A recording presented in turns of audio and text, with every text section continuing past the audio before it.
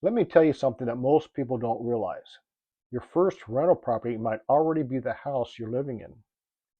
And if you're renting right now and thinking about investing in real estate, you might be missing one of the biggest opportunities sitting right in front of you. Because the truth is, most people think they need money, experience, and a huge portfolio to get started.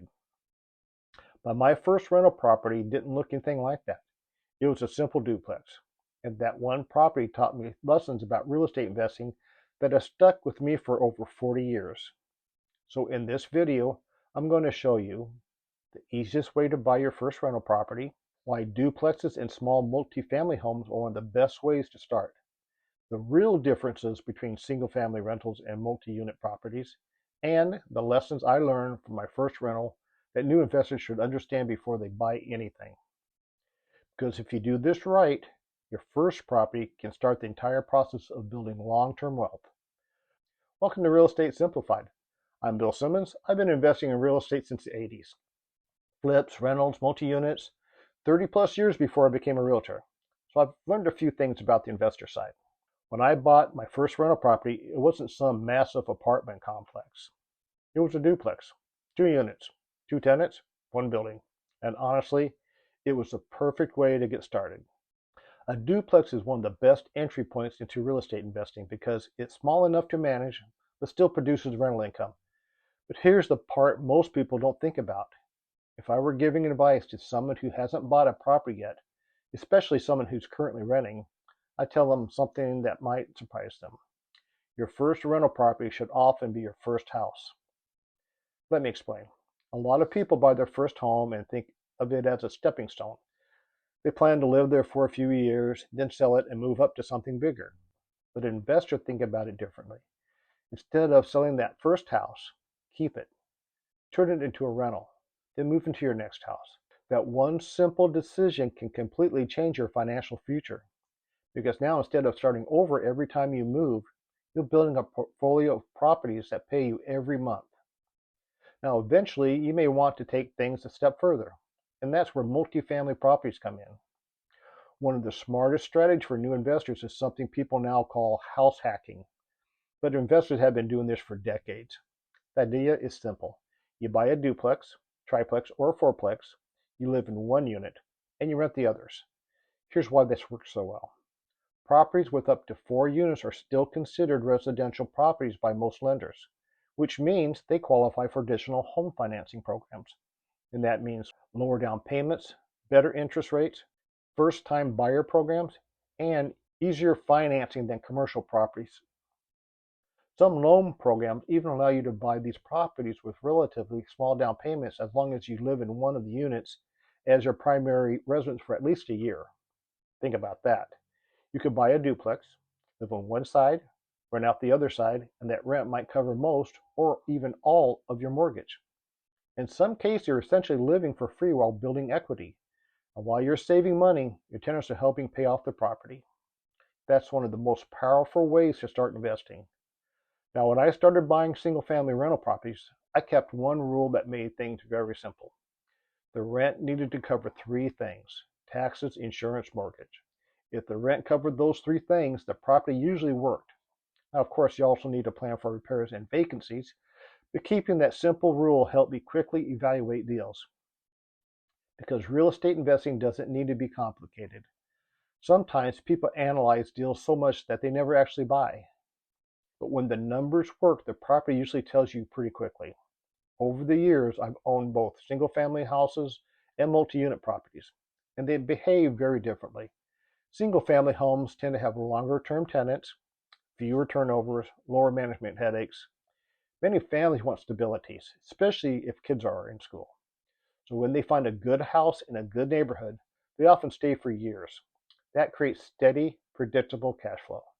Multifamily properties are a little different.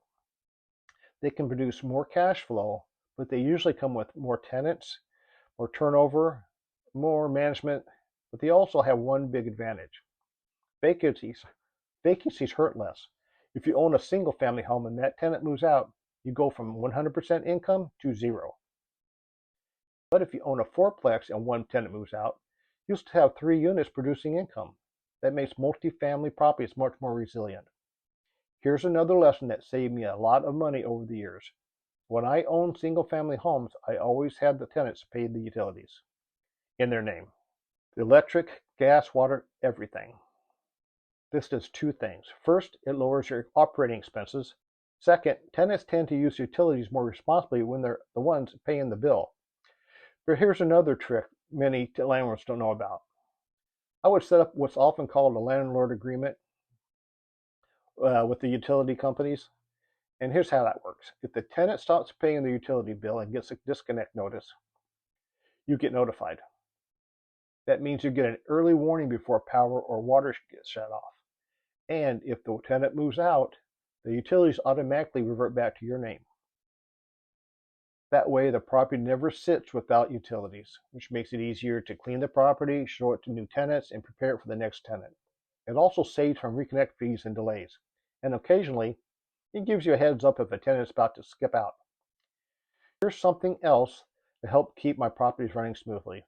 Whenever possible, I have the tenants handle yard work and snow removal. Basic exterior maintenance. Now, obviously, this only works if the tenant is physically able to do it. And you always have to be careful about how you structure this so it's fair. What I would do is include it in the lease. Then I would offer a small rent discount if the tenant agreed to handle those responsibilities. This approach worked well for a few reasons. First, it saved on maintenance costs. Second, tenants who take care of the yard often take more pride in the property. And third, if they didn't follow through, the lease allowed the rent to return to the standard amount, and the landlord could hire someone else to handle the work. It created accountability without creating conflict. Another lesson I learned early: keep records, accurate records, photos, videos, lease agreements, maintenance logs, because there's something every landlord eventually discovers.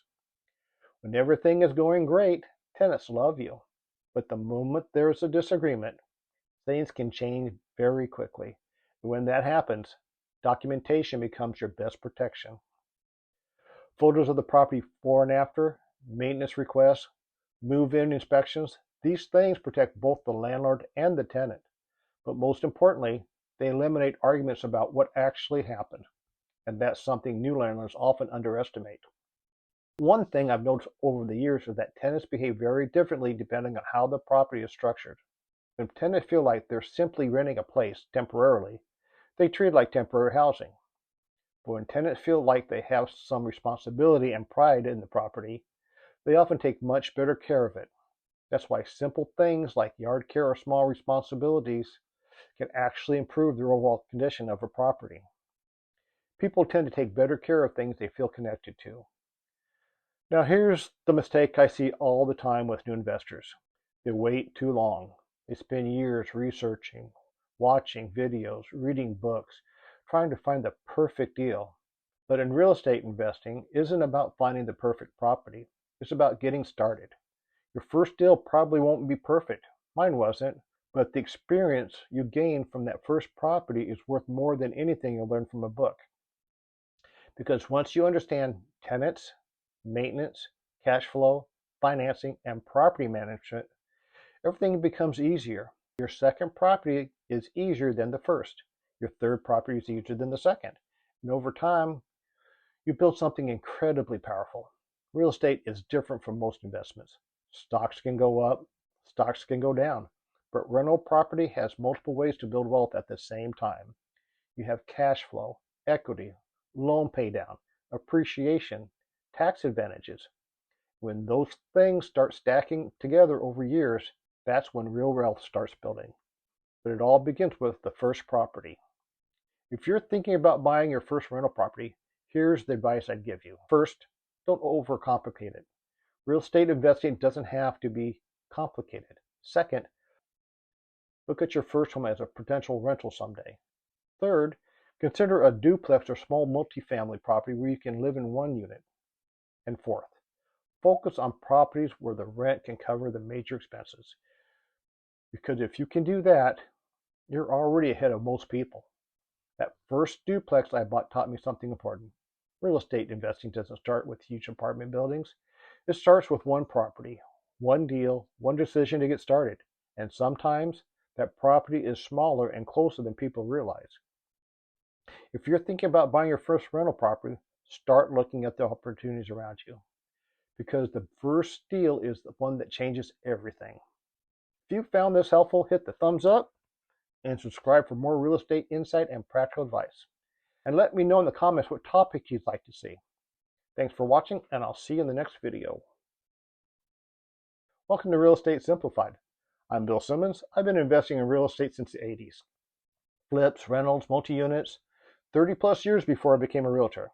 So I've learned a few things about the investor side.